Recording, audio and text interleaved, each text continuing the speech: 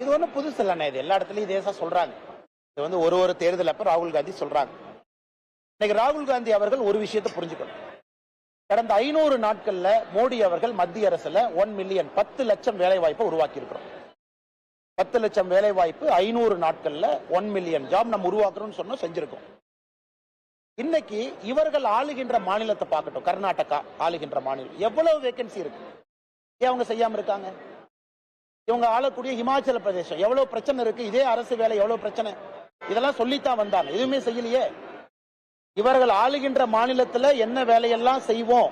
நான் ஒரு பக்கம் ராகுல் காந்தி அவர்களுடைய திட்டம் பார்த்தீங்கன்னா, இளைஞர்கள் வேலை வாய்ப்பு இல்லாம இருக்கணும். நீ வேலை வாய்ப்பு இல்லாம இருந்தா 1 லட்சம் ரூபாய் வருஷத்துக்கு ஸ்டைஃபண்டு. அப்புறம் ஹிமாச்சல் பிரதேஷ், தெலங்கானா போன்ற மாநிலத்தில், கர்நாடகா யுவ நிதி கொடுக்கிறோம். இன்னொரு பக்கம் நாங்கள் வேலை வாய்ப்பை உருவாக்குறோம். ஒன்று அவர்கள்